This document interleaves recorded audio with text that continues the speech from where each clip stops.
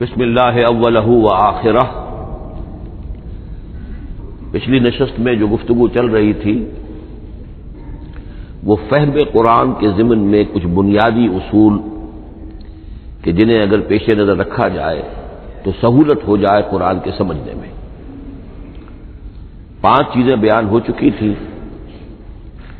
Number 1، قرآن کا اسلوب استدلال منطقی نہیں ہے، فطری ہے، نیچرل اور خطابی ہے، انسان کو خود غور و فکر کرنے اور اپنے اندر جھانکنے کی دعوت دیتا ہے قرآن۔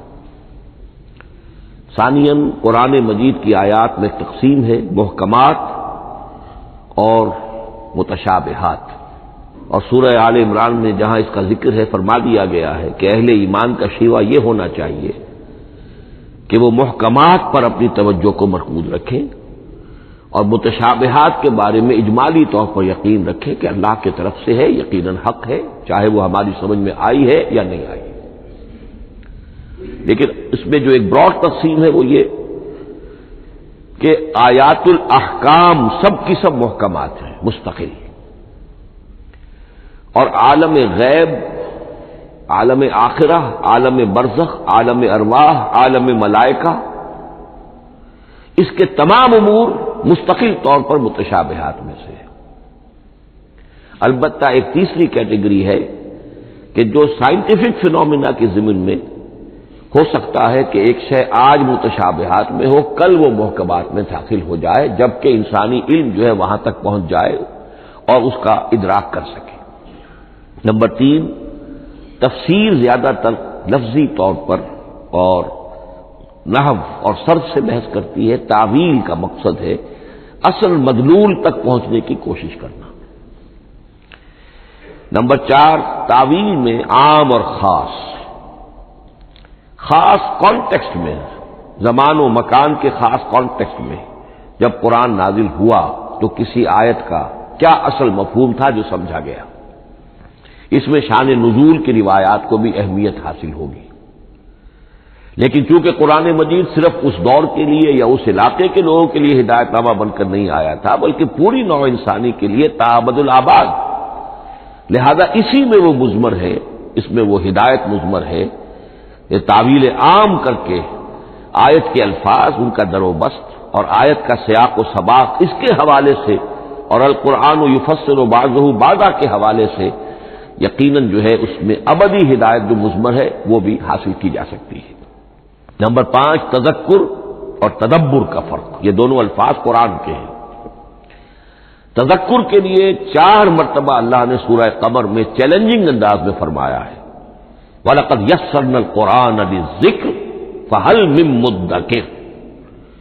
ہم نے قرآن کو ذکر کے لیے، تذکر کے لیے، ہدایت اخذ کرنے کے لیے، بنیادی نصیحت حاصل کرنے کے لیے نہایت آسان بنایا ہے۔ تو ہے کوئی جو اس سے تذکر کرنا چاہے؟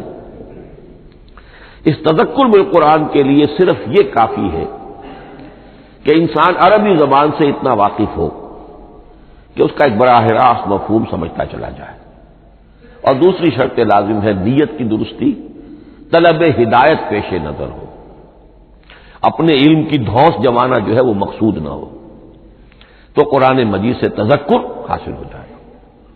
تدبر کے اعتبار سے قرآن مجید مشکل ترین کتاب ہے، بلکہ میں نے اس وقت ایک غلط لفظ استعمال کر دیا تھا، دنیا کی مشکل ترین۔ یہ دنیا کی کتاب ہے ہی نہیں، یہ تو مشکل ترین کتاب ہے، بھائی مانا کہ اللہ تعالیٰ کے علم کامل سے اس کا نزول ہوا ہے، اس علم کا احاطہ کسی انسان کے لیے ممکن نہیں ہے۔ اسی طرح یہ قرآن ایک ایسے سمندر کے مانند ہے جس کا نہ کوئی کنارہ ہے اور نہ ہی اس کی کوئی تہہ ہے، اس میں پوری زندگیاں کھپانے کے باوجود بھی افلا یتدبرون القرآن، تدبر لیدبروا آیاتہ ولیتذکر اولو الالباب، یہ 2 اصطلاحات خود قرآن کی ہیں۔ میرا جو کتابچہ ہے مسلمانوں پر قرآن مجید کے حقوق، اس میں میں نے ان پر تفصیل سے بحث کی۔ نمبر 6، 2 اعتبارات سے قرآن مجید پر غور کرنے والے کا ایٹیچیوڈ ایک دوسرے سے بالکل متضاد ہوگا۔ احکام کے حوالے سے ایک طالب علم کا رخ پیچھے کی طرف ہونا چاہیے. اسلاف نے کیا سمجھا، ان سے پہلوں نے کیا سمجھا، ان سے پہلوں نے کیا سمجھا، صحابہ نے کیا سمجھا، یہاں تک کہ اپنے آپ کو محمد الرسول اللہ کے قدموں میں پہنچا دیجیے.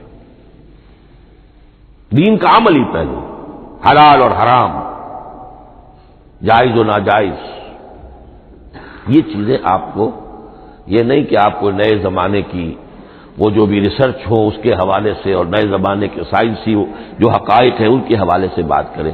دوڑ پیچھے کی طرف ہے گردش ایام، تو پیچھے سے پیچھے، پیچھے سے پیچھے، یہاں تک کہ مصطفیٰ برسا خیش را کے دی ہماؤس اگر بہو نہ رسیدی تمام مولا. لیکن حکمت، سائنس، اس کے حوالے سے آگے بڑھیے، آگے سے آگے بڑھیے. وہ تو میں عرض کر چکا ہوں کہ وہ جو فینومینا قرآن مجید میں سائنٹیفک مذکور ہیں ان کی اصل حقیقت جو ہے وہ ہمارے اگر اسلاف کو سمجھ میں نہیں آ سکی تو بات سمجھ میں آتی ہے. ابھی اس علم کی سطح ہی اتنی کمزور تھی، اتنی نیچی تھی کہ اس کا ادراک ممکن نہیں تھا. اس میں آگے بڑھیے تو اس میں بالکل متضاد ہو گیا کہ ایک میں زمانے کا ساتھ دینے کی بجائے زمانے سے بھی آگے چلو، اور ایک میں پیچھے پیچھے پیچھے پیچھے، یہاں تک کہ محمد رسول اللہ والذین معہ، محمد الرسول اللہ والذین معہ، ان کے قدموں تک اپنے آپ کو پہنچا دو. آخری شے فہم قرآن کے ضمن میں، لیکن یہ last but not the least کے مصداق ہے. یہ بات بہت صراحت کے ساتھ مولانا مودودی نے لکھی ہے تفہیم القرآن کے مقدمے میں، اور بہت اہم بات ہے، بہت اہم بات ہے. اور وہ یہ ہے کہ قرآن مجید ایک ایسی کتاب نہیں ہے جسے کوئی محقق اور ریسرچ اسکالر اپنی لائبریری میں بیٹھ کر اور ریفرنس بک سامنے رکھ کر ادھر سے ادھر اور سمجھ لے. اس کے سمجھنے کی شرط لازم یہ ہے کہ جو یہ راستہ دکھاتا ہے اس پر چلنا شروع کرے. ایک ایک قدم کے بعد قرآنی حقائق مزید منکشف ہوں گے، اور مزید منکشف ہوں گے، اور مزید منکشف ہوں گے. جب تک قرآن مجید کے بتائے ہوئے راستے پر آدمی چلے گا نہیں، قرآن کی اصل حقیقت اس پر کبھی منکشف نہیں ہوگی. چاہے تفسیر لکھ دے، وہ تو لفظوں کی بحث ہے، صرف اور نحو ہے یا روایات ہے، وہ جمع کر دیجئے. لیکن یہ کہ قرآن مجید کا صحیح فہم عمل کے بغیر ممکن ہے. جیسے قرآن مجید میں آتا زادتہم ایمانا، ایمان بڑھتا ہے، عمل کے ذریعے سے ایمان بڑھتا ہے. میں اس میں ایک شے کا اضافہ کر رہا ہوں. میرے نزدیک قرآن مجید مینول آف ریولیوشن، محمد عربی صلی اللہ علیہ وسلم نے ایک عظیم انقلاب برپا کیا دنیا میں، اور ایک انقلابی جد و جہد کی ہے. دعوت کے قبول کرنے والوں کو منظم کرنا، ان میں سم و طاعت کی عادت پیدا کرنا، پھر ان میں تن من دھن قربان کرنے کا جذبہ پیدا کرنا، پھر ان کا تزکیہ کرنا، ان کی تربیت. پھر جب وہ تیار ہو جائیں تو باطل سے ٹکر، اور اس میں پھر جہاد اور قتال کے مراحل، تاکہ انقلاب آ گیا. اور یہ کہ جاء الحق وزهق الباطل ان الباطل کان زهوقا. اس جد و جہد کے ہر مرحلے پر قرآن نازل ہو رہا ہے، جو اس مرحلے کے جو مسائل ہیں، جو اس مرحلے کے پرابلمز ہیں، جو اس مرحلے کی مشکلات ہیں، ان سے بحث کر رہا ہے. اب اگر کوئی فرد یا کوئی گروہ اس پروسیس میں وہ داخل ہی نہیں، وہ سمجھ ہی نہیں سکتا کہ یہ جو بات کہی جا رہی ہے اس کا اصل محل کیا ہے، مقام کیا ہے، کیوں کہی جا رہی ہے، وہ تو جب اسی قسم کی انقلابی جد و جہد میں کوئی خود مبتلا ہوگا تو اسے معلوم ہوگا یہ تھی وہ مشکل، یا یہ تھا وہ مسئلہ، یا یہ تھا وہ مرحلہ جو اس وقت کی جو جد و جہد تھی محمد الرسول اللہ والذین معہ کی، کہ اس وقت یہ آیات نازل ہوئی. اس طریقے سے مینول آف ریولیوشن میں کہا کرتا ہوں، کیونکہ ہماری جو طب کی تعلیم ہوتی ہے ان میں مینول آف ڈسیکشن، سب سے پہلے جو ہے اناٹمی پڑھائی جاتی ہے اور ڈیڈ باڈی کی ڈسیکشن ہوتی ہے، تو مینول آف ڈسیکشن جو ہے وہ پہلی کتاب ہوتی ہے جو ہمیں ملتی ہے۔ یہ ہوتا ہے، بتایا جاتا ہے یہاں ذرا شکاف دو اور یہ کھال کو کاٹو، اس کے اندر تمہیں یہ نظر آئے گا، یہ فیشیا ہے، پھر اسے اس کے اندر ایک اور شکاف دو، یہ نظر آئے گا۔ بالکل اسی طریقے سے قرآن مجید کی انگلی پکڑ کر اگر آپ چلیں گے تو پھر درجہ بدرجہ قرآن آپ پر منکشف ہوتا چلا جائے گا۔ اور اگر آپ نے اسے صرف ایک اکیڈمک ایکسرسائز بنا لیا، ایک علمی بات ہے، اس سے آگے کچھ نہیں، تو قرآن مجید کا جو اصل لب لباب ہے، جو اصل اس کا جوہر ہے، وہ کبھی منکشف نہیں ہوگا۔ اب آئیے ایک اہم موضوع، اعجاز قرآن کے وجوہ کیا ہیں۔ پہلی بات تو یہ سمجھ لیجئے کہ قرآن مجید کی حقانیت پر بنیادی طور پر دو قسم کی دلیلیں ہیں۔ ایک دلیل خارجی ہے، خارجی دلیل محمد الرسول اللہ صلی اللہ علیہ وسلم کی شخصیت اور آپ کا کارنامہ، الصادق الامین، قد لبثت فیکم عمرا، میں تمہارے مابین ایک عمر گزار چکا ہوں، تم نے مجھے دیکھا، میرا کردار دیکھا، تم نے خود مجھے الصادق اور الامین کا جو ہے خطاب دیا، تو خود حضور کی شخصیت دلیل ہے قرآن مجید کی حقانیت پر۔ اس اعتبار سے ایک مضمون بہت اہم ہے، اور وہ یہ کہ قرآن اور محمد صلی اللہ علیہ وسلم اس طرح ایک دوسرے کے ساتھ جڑے ہوئے ہیں، گتھے ہوئے ہیں، ایک وحدت بن گئے ہیں، ایک آرگینک ہول بن گئے ہیں کہ ایک دوسرے کے لیے شاہد بھی ہے اور ایک دوسرے کے لیے کمپلیمنٹری بھی ہے، جس کے لیے میں دو مقامات سے استشہاد کروں گا۔ سورہ بینہ میں فرمایا لم یکن الذین کفروا من اہل الکتاب والمشرکین منفکین حتی تأتیہم البینہ، اہل کتاب میں سے اور کفار میں سے، مشرکین میں سے جو لوگ جنہوں نے کہ کفر کیا تھا، وہ علیحدہ نہیں کیے جا سکتے تھے جب تک کہ بینہ نہ آ جاتے۔ اب بینہ کیا ہے؟ رسول من اللہ یتلو صحفا مطہرۃ فیہا کتب قیمہ، بینہ دو چیزوں سے مل کر بنی، رسول من اللہ یتلو صحفا مطہرۃ فیہا کتب قیمہ، رسول اور قرآن مل کر بینہ ہے، رسول کی شخصیت بین ہے، اور یہ قرآن مجید کے لیے دلیل ہے۔ دوسری طرف قرآن مجید محمد کی رسالت کا ثبوت ہے، جیسے کہ آپ دیکھتے ہیں یاسین والقرآن الحکیم انک لمن المرسلین، والقرآن الحکیم، قسم ہے اس قرآن حکیم کی، یعنی یہ قرآن حکیم گواہ ہے، شاہد عادل ہے کہ اے محمد آپ اللہ کے رسول ہیں۔ محمد کی شخصیت حقانیت قرآن پر دلیل ہے، قرآن محمد کی رسالت پر دلیل ہے، ایک دوسرے کے شاہد۔ دوسرا مقام سورۃ طلاق کا ہے، قد انزل الیکم ذکرا، دیکھو لوگو اللہ نے تمہارے لیے یاد دہانی ذکر نازل کر دیا ہے، وہ یاد دہانی کیا ہے؟ رسولا یتلو علیکم آیات اللہ مبینات، اللہ کا ایک رسول جو تمہیں پڑھ کر سنا رہا ہے اللہ کی آیات بینات، یہ دونوں چیزیں مل کر بینہ بنا، دونوں چیزیں مل کر ذکرا بنا۔ اس حوالے سے یہ دونوں چیزیں ایک دوسرے کے ساتھ یوں سمجھیے کہ اس طریقے سے گتھی ہوئی ہیں، دونوں حقیقتیں اس طرح جمع ہیں کہ ایک دوسرے سے جدا نہیں کی جا سکتی۔ اگلی بات یہ سمجھیے کہ قرآن مجید محمد الرسول اللہ کا اصل معجزہ، بلکہ اس سے آگے بڑھ کر ایک لفظ استعمال کروں گا، واحد معجزہ ہے۔ آپ شاید حیران ہو کہ اور بھی تو معجزات بیان ہوتے ہیں حضور کے، لیکن میری بات سمجھیے، غور کیجیے، ان واقعات سے مجھے انکار نہیں ہے، لیکن جو بات میں کہنا چاہتا ہوں اس کو اچھی طرح سمجھیے۔ معجزہ کہتے کسے؟ معجزہ عاجز کر دینے والی شے۔ اس معجزے میں دو چیزیں ہونی لازم ہیں، دعویٰ اور تحدی، چیلنج۔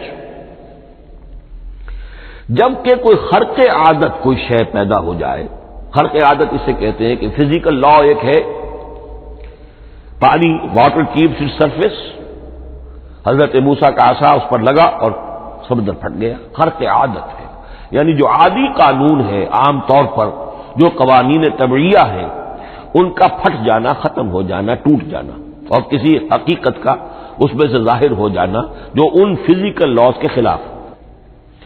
آگ کے بارے میں قانون کیا ہے؟ وہ جلاتی ہے، لیکن یہ کہ یہ معجزہ ہے، یہ خرق عادت ہے کہ حضرت ابراہیم آگ میں ڈالے گئے، اس نے نہیں جلائے، یا نارو کونی بردن و سلام علی ابراہیم۔ تو خرق عادت کو اب دو قسموں میں آپ سمجھیے۔ ایک خرق عادت وہ ہے جو دعوے کے ساتھ پیش کیا جائے، اپنی صداقت، اپنی رسالت کی حقانیت اور صداقت کے ثبوت کے طور پر، اور اس میں چیلنج کیا جائے کہ آؤ مقابلہ کر لو، وہ اس رسول کا اصل معجزہ ہوتا ہے۔ ایک خرق عادت وہ ہے جو اللہ تعالیٰ اپنے نیک بندوں کی بزرگی کو ظاہر کرنے کے لیے، غیر انبیاء کے لیے بھی کرامات جنہیں ہم کہتے ہیں ہو جاتی ہے۔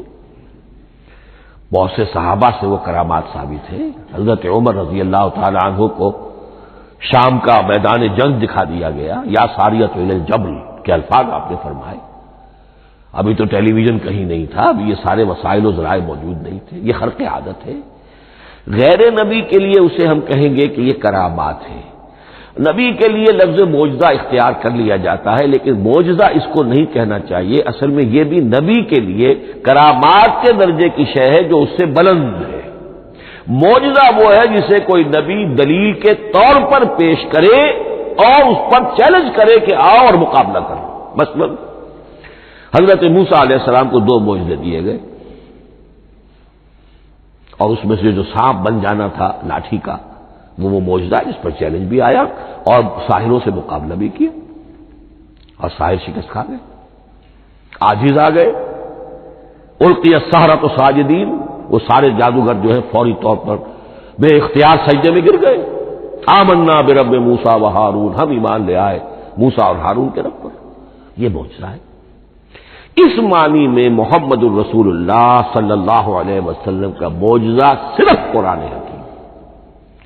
قرآن مجید میں آپ سورہ انعام میں بھی دیکھیں گے بہت ہی شدت کے ساتھ، سورہ بنی اسرائیل میں دیکھیں گے بڑی تفصیل کے ساتھ معجزے طلب کیے گئے۔ آپ اس مکے کی سرزمین میں ابھی ہمارے دیکھتے ہی دیکھتے چشمہ نکال دیجئے، ہم مان لیں گے آپ اللہ کے رسول ہیں۔ آپ ہماری نگاہوں کے سامنے آسمان پر چڑھ کر دکھائیے، پھر وہاں سے کتاب لے کر اتریے، پھر ہم سمجھ لیں گے آپ اللہ کے رسول ہیں۔ آپ کے لیے چشم زدن میں کوئی محل سونے کا چاندی کا تیار ہو جائے، مان لیں گے آپ کو اللہ کے رسول ہیں۔ آپ اس بے آب و گیا وادی میں فوراً ایک باغ جو ہے اپنے لیے بنا کے دکھا دیں، مان لیں گے کہ آپ اللہ کے رسول ہیں۔ ایسے تمام مطالبات پر اللہ تعالیٰ کی طرف سے کوڑا جواب ملا، اللہ اس قسم کی کوئی شے نہیں دکھائے گا۔ بلکہ سورہ انعام جب ہم پڑھیں گے وہاں تو بہت ہی واقعہ یہ ہے کہ اس کو پڑھ کر رقت طاری ہوتی ہے کہ ایک موقع پر ایسا محسوس ہوتا ہے کہ حضور صلی اللہ علیہ وسلم کی طبیعت مبارکہ میں یہ خیال پیدا ہو گیا کہ اللہ کو ایسی شے کو دکھائی دی جائے تاکہ چپ تو ہو جائے، نہ بھی مانیں گے چپ تو ہوں گے، ورنہ تو عوام کے سامنے ان کی دلیل مجھ پر قائم ہو رہی ہے کہ بھائی یہ رسالت کے مدعی ہے، ہم کہتے ہیں معجزہ دکھاؤ، معجزہ نہیں دکھاتے، تو پوزیشن میری جو ہے کمزور ہو رہی ہے۔ وہاں جس انداز میں اللہ نے کہا ہے، ہرگز نہیں، اے نبی اگر آپ کے اختیار میں ہے تو کہیں آسمان پر سیڑھی لگا لیجئے یا زمین میں سرنگ لگا کے کوئی معجزہ لا سکتے ہو تو لے آئیے، ہم نہیں دکھائیں گے۔ رقت طاری ہوتی ہے۔ تو حضور کا معجزہ اس معنی میں صرف ایک ہے اور وہ قرآن ہے۔ اچھا، اس کے لیے کیسے کیسے چیلنج کیے گئے؟ ام یقولون تقولہ بل لا یؤمنون فلیاتوا بحدیث مثلہ ان کانوا صادقین، سورۃ الطور۔ کیا ان لوگوں کا کہنا یہ ہے کہ یہ کلام خود محمد نے موضوع کر لیا ہے صلی اللہ علیہ وسلم؟ تو اگر ایسی بات ہے تو وہ بھی ایسا ہی کلام پیش کر دیں۔ تحدی، اس چیلنج کو کوئی قبول نہیں کر سکا۔ کم سے کم اس شرافت کا اقرار کرنا پڑتا ہے کہ اس وقت عرب قوم میں یہ شرافت تھی کہ کسی نے اٹمپٹ بھی نہیں کی، ورنہ کوئی شخص الٹی سیدھی عبارت لکھ کر لے آتا اور کھڑا ہو کر کہہ دیتا کہ ٹھیک میں کہتا ہوں یہ ہے، یہ قرآن کی طرح کا کلام ہے۔ نہیں، کسی نے نہیں کیا۔ تاریخ یہ بتاتی ہے کہ اس تحدی کا کوئی کسی نے قبول نہیں کیا۔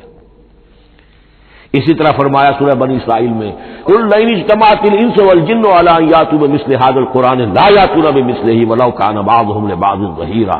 چیلنج ہے، اے نبی کہہ دیجئے اگر تمام انسان، تمام جن مل کر بھی چاہے کہ ایسی کوئی کتاب وہ مرتب کر لے، نہیں کر سکیں گے، چاہے وہ سب کے سب ایک دوسرے کی مدد کریں۔ ہے کہ نہیں چیلنج؟ اسی طریقے سے سورہ ہود میں فرمایا، اب اس کو کہتے ہیں برسبیل تنزل، پوری کتاب نہیں لا سکتے قرآن جیسی، چلو تو 10 صورتیں لے آؤ۔ قل فاتوا بعشر سور مثلہ مفتریات، اے کہیے اے نبی، سورہ ہود کی آیت نمبر 13 ہے، اس جیسی کوئی 10 صورتیں لے آؤ۔ 114 نہ صحیح، 10 صحیح۔ یہ بھی نہیں ہوا تو برسبیل تنزل اور سورہ یونس میں فرمایا قل فاتوا بسورۃ من مثلہ، ایک سورت ہی لے آؤ۔ اور اسی کو سورہ بقرہ کے 30 رکوع میں دہرایا گیا، وَإِن كُنتُمْ فِي رَيْبٍ مِّمَّا نَزَّلْنَا عَلَىٰ عَبْدِنَا فَأْتُوا بِسُورَةٍ مِّن مِّثْلِهِ وَادْعُوا شُهَدَاءَكُم مِّن دُونِ اللَّهِ إِن كُنتُمْ صَادِقِينَ۔ لیکن نوٹ کر لیجئے کہ کسی نے یہ جرأت نہیں کی، نہ قرآن کے اس دعوے کو چیلنج کیا، نہ کسی نے مقابلے کی کوشش کی، نہ کوئی اپنی کوئی تصنیف و تالیف یا اپنا کوئی کمپوزیشن لا کر اور یہ دعویٰ کر کے کھڑا ہوا کہ جمع کر لیجئے، منصف بلا لیجئے، کوئی کمیشن بٹھا لیجئے، میرا یہ کلام بھی بالکل ہم بدل ہے اس کلام کی۔ نہیں۔ اب ہمیں دیکھنا یہ ہے کہ وجوہ اعجاز قرآن مجید کے کیا کیا ہے۔ معجزہ تو یہ ہے، حضور کا اصل معجزہ یہ ہے، لیکن معجزہ کس کس پہلو سے ہے؟ یہ ایک ایسا موضوع ہے کہ جس پر پوری تصانیف لکھی گئی ہیں۔ وجوہ الاعجاز، وجوہ اعجاز القرآن، قرآن کے معجزہ ہونے کے کون کون سے پہلو ہیں۔ اس کا واقعہ یہ ہے کہ احسان ناممکن ہے، اور جیسے جیسے زمانہ آگے بڑھے گا اس کے اور پہلو واضح ہوتے جائیں گے۔ سنوریہم آیاتنا فی الآفاق وفی انفسہم حتی یتبین لہم انہ الحق۔ لیکن یہ کہ کس کس پہلو سے یہ معجزہ ہے، چند موٹی موٹی باتیں ضرور سمجھ لیجئے۔ لغت، ادب، فصاحت، بلاغت، عذوبت، مٹھاس، اس کے اعتبار سے قرآن معجزہ ہے۔ لیکن اس اعتبار سے قرآن معجزہ ہے یا تو تھا اپنے زمانے کے عربوں کے لیے، غیر عرب کے لیے تو نہیں تھا۔ غیر عرب جو ہے قرآن مجید کی جو بھی فصاحت و بلاغت ہے، اس کا جو لٹریری بیوٹی ہے، اس کو تو وہ اپریشیٹ نہیں کر سکتا تھا۔ یہ حصہ جو ہے یا تو عربوں کے لیے تھا اس وقت دائمی، یا آج بھی عرب کچھ نہ کچھ، بہرحال عربی ان کی زبان ہے، وہ پڑھتے ہیں، جیسا کہ میں نے عرض کیا تھا، چاہے عیسائی ہو اور چاہے یہودی ہو، وہ بھی اپنے ہاں لٹریچر کی، عربی لٹریچر کی ہائیسٹ کتاب کی حیثیت سے قرآن مجید پڑھانے پر مجبور ہے۔ ایک پہلو اس کا یہ ہے، اور اسی کے حوالے سے نوٹ کیجئے حضرت لبید رضی اللہ تعالی عنہ، یہ سبع معلقہ کے شعراء میں سے تھے آخری۔ عربوں میں چونکہ اس کا بڑا چرچا تھا شاعری کا، تو ان کا جو سالانہ جشن ایک ہوتا تھا، اس میں وہ بہت بڑے بڑے شعراء سب جمع ہوتے تھے، اپنے اپنے قصیدے پڑھتے تھے، اور جس کا قصیدہ سمجھا جاتا تھا کہ سب سے اعلیٰ ہے، سب سے بلند ہے، سب سے عمدہ ہے، اب اسے اس سال کے لیے وہ گویا کہ ملک الشعراء اس کو مانا جاتا تھا کہ یہ شاعروں کا بادشاہ ہے، اور تمام شاعر اسے سجدہ کرتے تھے بالفعل، اور اس کے قصیدے کو کعبے کی دیوار کے ساتھ ٹانگ دیا جاتا تھا، معلق کر دیا جاتا تھا۔ ایسے 7 قصیدے ہیں جن کے مجموعے کا نام ہے سبع معلقہ۔ اس سبع معلقہ جو ہے 7 جو سلسلے ہیں، ان میں آخری حضرت لبید کا ہے، وہ ایمان لے آئے۔ ایمان لانے کے بعد انہوں نے شعر کہنا چھوڑ دیا۔ اس پر حضرت عمر نے ایک دفعہ ان سے کہا کہ لبید اب آپ شعر نہیں کہتے۔ ان کا جواب تھا ابعد القرآن،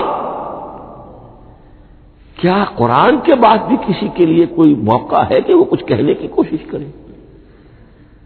فصاحت اور بلاغت کی تو میراث قرآن مجید ہے، وہ آ چکی ہے۔ تو جہاں تک اہل عرب کے لیے اس کا معجزہ ہونا، خاص طور پر اس دور میں اور اب بھی کسی درجے میں، اس میں تو اہمیت ہے اس کی ادبیت، اس کی فصاحت، اس کی بلاغت، اس کی عذوبت۔ دائمی اور ابدی یہ کس اعتبار سے معجزہ ہے؟ عہد حاضر میں اور غیر عرب لوگوں کے لیے۔ نمبر ایک، سائنسی حقائق کا انکشاف۔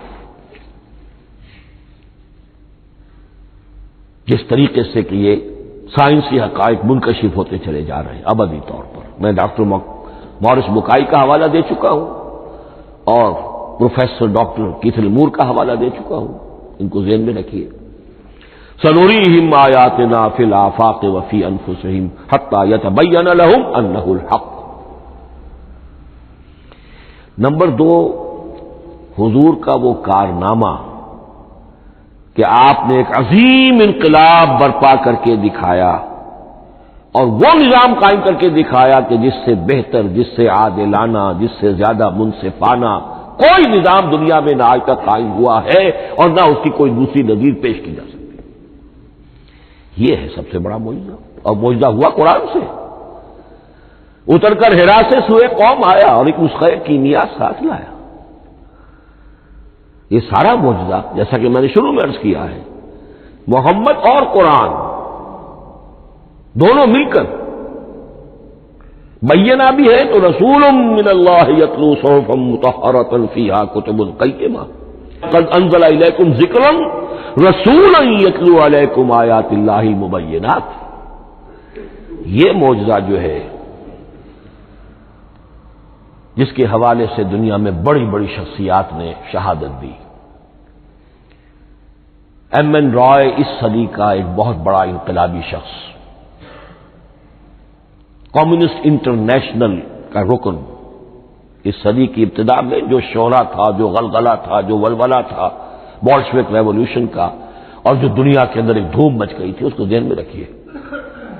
اور اس پہ کمیونسٹ انٹرنیشنل کا رکن ایم این رائے 1920 میں اس نے لاہور میں ایک خطبہ دیا تھا، ہسٹوریکل رول آف اسلام، اور اس نے کہا تھا تاریخ انسانی کا عظیم ترین انقلاب وہ ہے کہ جو محمد نے برپا کیا صلی اللہ علیہ وسلم۔ آج بھی یہ کتاب بھارت میں چھپتی ہے، بامبے کا ایک پبلشر شائع کرتا ہے، historical role of Islam by M N Roy. پھر آگے چلیے، ایچ جی ویلز اگرچہ انتہائی رقیق حملے کرتا ہے حضور کی زندگی کے بعض پہلوؤں پر، جیسے رشدی نے کیے ہیں یا جیسے تسلیمہ نسرین ایک بنگالی خاتون نے کیے ہیں، اسی طرح کے حملے کیے اس نے بھی۔ اور یہ اس لیے بتا رہا ہوں کہ یہ اسٹیبلش ہو جائے کہ وہ دوست نہیں ہے، دشمن ہے۔ عربی کا ایک مقولہ یہ ہے کہ الفضل ما شہدت بہ الاعداء، اصل فضیلت تو اس شے کی ہے جس کی گواہی دشمن دے۔ دوست تو تعریف کریں گے، قابل تعریف شے کی بھی تعریف کریں گے، بڑھ چڑھ کر کریں گے۔ یہ بھی ہو سکتا ہے کسی قابل مذمت شے کی بھی تعریف کر بیٹھے، دوست تو ہوئے۔ دشمن جو ہے وہ تو ظاہر بات ہے اسی بات کو مانے گا کہ جس میں کسی شک و شبہ کی گنجائش نہ ہو۔ اس لیے میں نے عرض کیا کہ دشمن ہے، رقیق حملے کرتا ہے، لیکن آخر میں جب آتا ہے concise history of the world میں چیپٹر جو ہے حضور پر، اس میں خطبہ حجۃ الوداع کا وہ حوالہ دیتا ہے، لا فضل لعربی علی عجمی ولا لعجمی علی عربی ولا لاحمر علی اسود ولا لاسود علی احمر الا بالتقوی۔ اور پھر لکھتا ہے کہ اگرچہ انسانی حریت و اخوت و مساوات کے واعظ تو پہلے بھی بہت کہے گئے تھے، یہاں تک کہ مسیح ناصری حضرت عیسیٰ علیہ السلام کے ہاں بھی ہمیں بڑے واعظ ملتے ہیں، لیکن یہ ماننا پڑتا ہے کہ تاریخ انسانی میں پہلی مرتبہ ان اصولوں پر ایک انسانی معاشرہ قائم کر کے دکھایا محمد نے صلی اللہ علیہ وسلم۔ Although the sermons of human freedom, fraternity and equality were said before also, and we find a lot of them in Jesus of Nazareth, but it must be admitted that it was Muhammad sallallahu alaihi wasallam who established for the first time in history a society based on these principles. اسی طرح کی گواہی آج سے تقریباً 20 سال پہلے امریکہ کے ڈاکٹر مائیکل ہارٹ نے دی. A selection and gradation of the 100 most influential personalities of human history. اور نمبر 1 پر محمد کا ذکر کر رہا ہے صلی اللہ علیہ وسلم، اور کہتا ہے naturally I owe an explanation, میں عیسائی ہوں اور ابھی تک عیسائی ہے، وہ اس کی موت کی بھی ابھی کوئی خبر نہیں آئی ہے، عیسائی ہے، لیکن یہ کہ اس نے حضور کو نمبر 1 پر رکھا، حضرت عیسیٰ کو نمبر 3 پہ لے گیا. تو naturally I owe an explanation, اور پھر ایکسپلینیشن دی ہے this is because he is the only person supremely successful in both the religious and secular fields.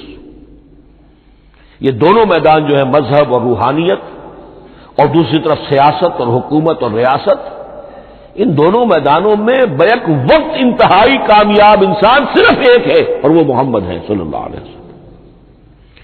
یا تو آدمی اس میں اونچا ہوتا ہے، روحانیت میں ہے، دین میں ہے، اخلاق میں ہے، تو سیاست اور ریاست میں زیرو ہوگا. یا کوئی بہت بڑا بادشاہ ہے، بڑا حکمران ہے، بڑا فاتح ہے، سکندر اعظم ہے، تو وہ اخلاقیات میں اور روحانیات میں زیرو نہیں، مائنس ہوگا. یہ معاملہ کہ دونوں میں this is because he is the only person supremely successful in both the religious and the secular fields. لیکن یہ بات نوٹ کر لیجئے کہ جو تازہ ایڈیشن ہے اس کتاب کا، اس میں سے یہ پیسج نکال دیا ہے نئے جو ایڈیٹرز ہیں انہوں نے. اس کے لیے آپ کو کسی پرانے ایڈیشن سے رجوع کرنا پڑے گا، concise history of the world, اور وہ لائبریریوں میں مل جائے گا. علامہ اقبال نے اس بات کو یوں بیان کیا ہے، ہر کجا بینی جہان رنگ و بو، کہ از خاکش بروید آرزو، یاد نور مصطفیٰ اورا بہاس، یا ہنود اندر تلاش مصطفیٰ. اس دنیا میں تمدن کے اعتبار سے، اخلاق کے اعتبار سے، معاشرت کے اعتبار سے کہیں کوئی خوبی اگر تمہیں نظر آتی ہے، کوئی رمق نور کی، خوبی کی، بھلائی کی، رنگ و بو، جان لو کہ یا تو وہ نور محمدی سے مستعار لی گئی ہے، اور یا ابھی تک انسان ابھی محمد کی تلاش میں ہے، ادھر جا رہا ہے، قافلہ ادھر جا رہا ہے، نوع انسانی کا چاروں ناچار ادھر جا رہا ہے. سوشل ایوولوشن کا پروسیس انسان کو افراط و تفرید کے دھکوں کے باوجود تدریجاً لے کر جا رہا ہے بحیثیت مجموعی پوری مین کائنڈ کو اسی بات کی طرف کہ جس کی طرف دعوت دی تھی محمد رسول اللہ صلی اللہ علیہ وسلم. ہر کجا بینی جہان رنگ و بو، کہ از خاکش بروید آرزو، یا ز نور مصطفیٰ اورا بہاست، یا ہنود اندر تلاش مصطفیٰ است. اسی اعتبار سے میں ایک بات اور کہہ رہا ہوں، اس پہلو سے واقعہ یہ ہے کہ میرے نزدیک اس دور میں اعجاز قرآن کی سب سے بڑی نمائندہ شخصیت، اعجاز قرآن کا سب سے بڑا مظہر علامہ اقبال کی ذات ہے. 20ویں صدی کا مفکر، فلسفی، مشرق و مغرب کے فلسفے پڑھ چکا، قدیم اور جدید فلسفہ سب کا مطالعہ کیا، اور اس کے بعد اس کو قرآن کی حقانیت پر جو یقین نظر آیا ہے، قرآن کی عظمت جس طرح اس پر منکشف ہوئی ہے، وہ واقعہ یہ ہے کہ مجھے کم سے کم اپنی محدود معلومات کی حد تک عظمت قرآن کا وہ انکشاف کسی دوسرے شخص پر نظر نہیں آتا. انہوں نے جس جس طریقے سے مرثیے کہے ہیں کہ مسلمان قوم نے کس طرح قرآن کو چھوڑا ہوا ہے، واعظ ہے تو قرآن سے نہیں کہیں اور سے، تربیت اور تزکیہ نفس ہے تو اس کا تعلق قرآن سے نہیں، وہ بھی کچھ اور مستعار چیزیں ادھر سے ادھر سے لے لی ہیں، فلسفے ہیں تو کہیں اور سے لے لیے ہیں، قرآن سے حکمت جو ہے وہ اخذ نہیں کی گئی ہے. کیسے کیسے انہوں نے عظمت قرآن کا جو انکشاف ان پر ہوا اس کی تعبیر کی ہے. کتاب زندہ قرآن حکیم، حکمت او لا یزال است و قدیم، حرف اورا ریب نئے، تبدیل نئے، آیا شرمندہ تعویل نئے فاش گویا ماں سے در دل مضمر است یہ کتابیں نیز چیزیں دیگر است مثل حق پنہاؤ ہم پیداستو زندہ و پائندہ و گویاستو چوں بجاں در رفت جہاں دیگر شود جہاں چوں دیگر شد جہاں دیگر شود. میں اس میں خاص طور پر دو اشعار آپ کو اس کو سنانا چاہتا ہوں. انہوں نے حضور سے مناجات کرتے ہوئے دو اشعار کہے. اس سے آپ کو اندازہ ہوگا کہ انہیں کتنا یقین تھا کہ میرے سارے فکر کا منبع قرآن حکیم ہے. کہتے ہیں گر دلم آئینہ بے جوہر است. اے اللہ کے رسول صلی اللہ علیہ وسلم، اگر میرا دل اس آئینے کے مانند ہے جس میں چمک نہیں ہے، ور بحرفم غیر قرآن مضمر است، اور اگر میرے پیغام میں قرآن کے سوا کوئی شے شامل ہو گئی ہے، قرآن کے سوا کوئی چیز اس میں چھپی ہوئی ہے، مضمر ہے، پردہ ناموس فکرم چاک کن، تو میرے فکر کی ناموس کے دھجیاں بکھیر دیجیے. پردہ ناموس فکرم چاک کن این خیاباں راز خارم پاک کن. اس شاہراہ کو اس کانٹے سے پاک کر دیجیے. کانٹا میرا، میں کانٹے کے مانند ہوں، پھر اٹھا کر پھینک دیجیے. روز محشر خار و رسوا کن مرا بے نصیب از بوسہ پاک کن مرا. قیامت کے دن مجھے ذلیل و خوار کیجیے گا اور اپنے قدموں، اپنے پائے مبارک کا بوسہ لینے سے محروم کر دیجیے گا. یہ اتنی بڑی بد دعا جو اقبال اپنے آپ کو دے رہا ہے، تو کس قدر یقین اسے حاصل ہے کہ اس نے قرآن کی ترجمانی کی ہے. اب آئیے، بہت چھوٹے چھوٹے دو اور مضمون ہیں. قرآن حبل اللہ ہے، اس کے کیا معنی ہے؟ حبل رسی کو کہتے ہیں، اللہ کی رسی. حبل من مسد، سورہ لہب میں یہ لفظ آیا ہے. امام راغب نے اس کی تعبیر کی ہے استعیر للوصل ولکل ما یتوصل به الی شیء. یا تو تعلق کو حبل سے استعارہ دیا جاتا ہے، استعارے کے طور پر حبل کا لفظ کسی تعلق کے لیے استعمال ہوتا ہے، یا کسی شے تک پہنچنے کا ذریعہ، وہ حبل ہے. اب یہ ہمیں لفظ ملتا ہے حضرت علی رضی اللہ تعالیٰ عنہ کی روایت میں، هو حبل اللہ المتین. ترمذی میں یہ الفاظ موجود ہیں، حضرت علی سے منقول ہے رضی اللہ تعالی عنہ. یہی ہے اللہ کی مضبوط رسی. کیونکہ قرآن مجید میں آتا ہے واعتصموا بحبل اللہ جمیعا، تو حبل اللہ کون سی ہے؟ پھر یہ حضرت عبداللہ ابن عمر سے بھی ہے، یہ روایت موجود ہے رزین میں، هو حبل اللہ المتین. یہ قرآن ہی اللہ کی مضبوط رسی ہے. اللہ سے اب اس کے دو پہلو ہیں. ایک تو یہ کہ یہ اللہ سے جوڑنے والی ہے، تقرب اللہ کا ذریعہ ہے، وصول الی الشیء، کسی تک پہنچانے والی شے، اس کا سہل ترین، اللہ کے تقرب کا سہل ترین ذریعہ، مؤثر ترین ذریعہ قرآن حکیم ہے. چنانچہ ترمذی میں حضرت عبداللہ ابن مسعود کا یہ قول موجود ہے، القرآن حبل اللہ الممدود من السماء الی الارض. قرآن تو اللہ کی وہ رسی ہے جو تنی ہوئی ہے آسمان سے زمین کی طرف. یہ ترمذی میں تو اصل میں اثر ہے، حضرت عبداللہ ابن مسعود کا قول ہے، لیکن یہ کہ زید ابن ارقم سے یہ الفاظ جو ہیں مرفوعاً کہ یہ حضور کے الفاظ ہیں، یہ بھی منقول ہے کہ حضور نے فرمایا کہ القرآن حبل اللہ الممدود من السماء الی الارض. اور ایک بڑی پیاری روایت ہے طبرانی کی معجم کبیر میں کہ ایک مرتبہ حضور اپنے حجرے سے برآمد ہوئے، مسجد نبوی کے ایک گوشے میں دیکھا کچھ صحابہ بیٹھے ہوئے قرآن سمجھ رہے ہیں، سمجھا رہے ہیں، پڑھ رہے ہیں، مذاکرہ ہے قرآن. آپ کے چہرے پر بڑے بشاشت کے آثار ظاہر ہوئے، خوشی کے آثار. آپ چل کر تشریف لائے. پہلے ایک سوال کیا، الستم تشہدون اللہ الہ الا اللہ وانی رسول اللہ وہذا القرآن جاء من عند اللہ. کیا آپ لوگ اس کے گواہ نہیں ہیں کہ اللہ کے سوا کوئی معبود نہیں اور میں اللہ کا رسول ہوں، اور یہ قرآن خاص اللہ کے پاس سے آیا ہے؟ صحابہ کا جواب کیا ہو سکتا تھا؟ بلا یا رسول اللہ، کیوں نہیں اللہ کے رسول، ہم گواہ ہیں. اللہ کے سوا کوئی معبود نہیں، آپ اللہ کے رسول ہیں، اور قرآن خاص اللہ کے پاس سے آیا ہے۔ اب آپ نے فرمایا فاستبشروا، خوشیاں مناؤ، فإن هذا القرآن طرفه بأيديكم وطرفه بيد اللہ، اس لیے کہ یہ قرآن وہ شے ہے کہ اس کا ایک سرا تمہارے ہاتھ میں ہے، ایک سرا اللہ کے ہاتھ میں ہے۔ تو وصول الی اللہ کا مؤثر ترین طریقہ، تقرب الی اللہ کا مؤثر ترین طریقہ، سہل ترین طریقہ، شور شوق طریقہ وہ قرآن مجید ہے۔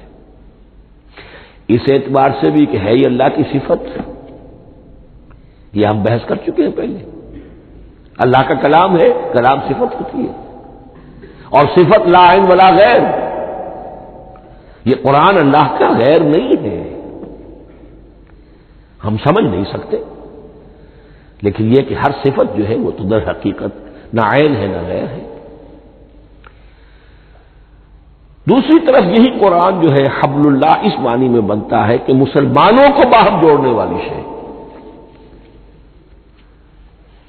وَاعْتَصِمُوا بِحَبْلِ اللَّهِ جَمِيعًا وَلَا تَفَرَّقُوا، حبل اللہ کو مضبوطی کے ساتھ تھام لو، سب کے سب جمع ہو کر، یہ تمہیں تفرقے سے بچانے والی شے ہے۔ اس کی وجہ کیا ہے؟ ظاہر بات ہے کہ انسانوں جو ہے ان کے اندر اتحاد پیدا ہوگا اتحاد فکری کے نتیجے میں، فکر ایک ہو، نظریات ایک ہوں، ویلیوز ایک ہوں، مقاصد ایک ہوں، تبھی تو انسان متحد ہوں گے۔ یہ بھیڑوں کا گلہ تو نہیں ہے کہ چرواہے کی ایک لاٹھی کافی ہے ان کو جمع رکھنے کے لیے، وہ بھیڑوں کا گلہ ہے۔ انسانوں کو جمع کرنے کے لیے کوئی ایسی شے جو تمہیں ایک فکر سے، ایک نظریے سے، ایک مقصد سے، ایک نصب العین سے متصف کر دے، وہ تمہیں جوڑ دے گی۔ اور قرآن وہ شے ہے جو ایک فکر دیتا ہے، ایک خیال دیتا ہے، ایک نظریہ دیتا ہے، ایک عقیدہ دیتا ہے، ایک مقصد دیتا ہے، ایک نصب العین دیتا ہے، اللہ کے لیے جینا، اللہ کے لیے مرنا، ان صلاتی و نسکی و محیای و مماتی للہ رب العالمین، ایک آئیڈیل دیتا ہے محمد الرسول اللہ کی شکل میں، لقد کان لکم فی رسول اللہ اسوۃ حسنہ۔ اب قرآن وہ چیز ہے کہ جو تمہیں آپس میں جوڑتی چلی جائے گی، تمہارے درمیان اتحاد پیدا ہو جائے گی۔ آخری چیز، مسلمانوں پر قرآن مجید کے حقوق کیا ہیں؟ یہ صرف اشارہ کروں گا اس لیے کہ اس پر میرا کتابچہ موجود ہے، اور اس کتابچے کو اللہ تعالیٰ نے بہت قبول عام عطا فرمایا۔ اس کا انگریزی ترجمہ کیا ایک صاحب نے، از خود کیا، خود ہی ٹائپ کیا، خود ہی چھپوایا۔ عربی ترجمہ ایک صاحب نے کیا، خود کیا۔ فارسی ترجمہ ایک صاحب نے کیا، خود کیا، بغیر کسی معاوضے کے۔ ملیشیا میں وہ چھپ چکا ہے، لاکھوں کی تعداد میں عام ہو چکا ہے۔ پھر میں نے ایک موقع پر 1970 میں رمضان مبارک کے دوران آخری عشرے میں مولانا بن نوری رحمۃ اللہ علیہ تشریف لائے ہوئے تھے مدینہ منورہ، اور میں نے بھی وہ پورا رمضان مبارک اس سال وہیں کیا تھا۔ میں نے ان کو دیا تھا کہ آپ دیکھیے اس میں کوئی غلطی ہو تو مجھے بتا دیجئے، میں اسے بڑے پیمانے پر شائع کرنا چاہتا ہوں۔ انہوں نے حالت اعتکاف میں مسجد نبوی میں پڑھا ہے، صرف ایک جگہ ایک جملے میں انہوں نے اصلاح تجویز کی، وہ میں نے کر دی۔ اس اعتبار سے اب یہ کتابچہ جو ہے مصدقہ ہے مولانا محمد یوسف بن نوری رحمۃ اللہ علیہ کا۔ اس میں اللہ تعالیٰ نے جو بات مجھ سے کہلوا دی تھی تقریباً 30 سال پہلے کی بات ہے، ہر مسلمان پر قرآن مجید کے 5 حقوق حسب استعداد و توفیق عائد ہوتے ہیں۔ پہلے یہ کہ اس پر ایمان ہو جیسا کہ ایمان کا حق ہے، صرف زبانی ایمان نہیں، دل سے یقین کہ یہ اللہ کا کلام ہے۔ اور اس کا نتیجہ کیا ہوگا؟ پھر عظمت اس کی پیدا ہوگی، ایمان و تعظیم، یہ پہلا حق ہے۔ تلاوت و ترتیل، اس کو پڑھے جیسے کہ پڑھنے کا حق ہے، پھر سمجھے جیسے کہ سمجھنے کا حق ہے، تذکر و تدبر، پھر عمل کرے، انفرادی طور پر بھی اجتماعی طور پر بھی۔ انفرادی طور پر جو آپ کی زندگی کے معاملات ہیں وہ آپ قرآن کے مطابق طے کریں، قومی سطح پر حکومت اور ریاست اور قانون اور سیاست، اس کے سارے تقاضے قرآن کے مطابق پورے ہوں۔ اور آخری یہ کہ اس قرآن کو پہنچائیں اور عام کریں، جس کے لیے حضور نے اس حد تک اس میں عمومیت کر دی ہے کہ بلغوا انی ولو آیتن، پہنچاؤ میری جانب سے خواہ ایک ہی آیت پہنچاؤ، میرا کوئی امتی اس سعادت سے بالکل محروم نہ رہ جائے۔ اول تو خیرکم من تعلم القرآن وعلمہ، تم میں سے بہترین لوگ وہ ہیں جو اسی کے لیے اپنے آپ کو وقف کر دیں، قرآن پڑھیں اور پڑھائیں، سیکھیں اور سکھائیں، سمجھیں اور سمجھائیں۔ اس لیے کہ سمجھنے اور سمجھانے، سیکھنے اور سکھانے، پڑھنے اور پڑھانے کا بھی کوئی ایک لیول تو نہیں ہے، ایک عام لوگوں کی سطح ہے، ایک ان سے اوپر کی سطح ہے، ایک انٹلیکچوئلز کی سطح ہے، ایک جینیس لوگوں کی سطح ہے۔ ان تمام سطحوں پر قرآن کو سمجھانے کے لیے، پہنچانے کے لیے خود بھی تو اوپر اٹھنا پڑے گا، خود اسے سیکھنا پڑے گا، خود اس کی گہرائی میں غوطہ دانی کرنی پڑے گی، اور یہ ایک لائف لانگ پروسیس ہے، یہ کوئی پارٹ ٹائم جاب نہیں ہے، یہ کوئی صرف پیس ٹائم نہیں ہے، یہ کوئی ہابی نہیں ہے، ہمہ وقت ہمہ تن خیرکم من تعلم القرآن وعلمہ۔ اب آخری بات بتا رہا ہوں، اور وہ یہ ہے کہ قرآن مجید وحی باللفظ ہے، صرف وحی بالمعنی نہیں ہے۔ یہ بحث اصل میں کیونکہ ہمارے پڑھے لکھے طبقے میں کچھ زیادہ ہو جاتی ہے، خاص طور پر جو مشنری اسکولوں وغیرہ میں پڑھے ہو اور عیسائیت اور اس کے عقائد اور اس کے فلسفے کی کوئی تھوڑی بہت ان کو کوئی چھوٹ لگ گئی ہو۔ عیسائیوں کے ہاں یہ عقیدہ ہے، اجماعی عقیدہ ہے کہ وحی بالمعنی ہوتی ہے، یعنی وحی کا ایک مفہوم ہے جو نبی پر اتار دیا جاتا ہے، پھر نبی اپنے الفاظ میں اسے ادا کرتا ہے۔ لفظ اللہ کے نہیں ہوتے، لفظ نبی کے ہوتے ہیں، مفہوم اللہ کا ہوتا ہے۔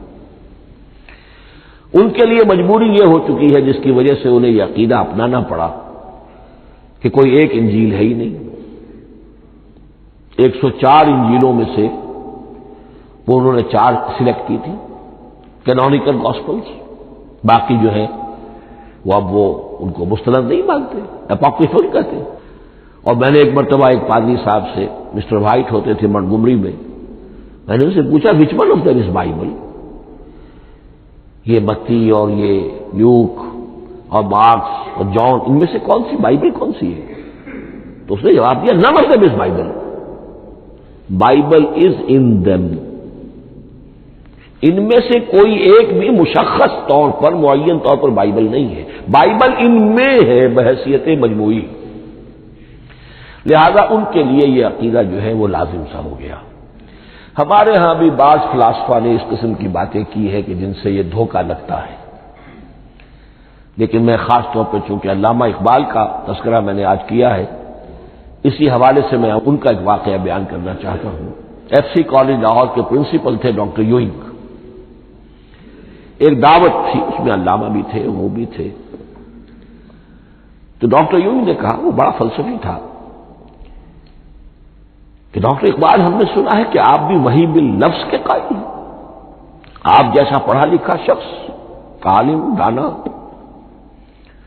علامہ اقبال نے فرمایا جی ہاں، اور مجھے تو اس کا ذاتی تجربہ ہے،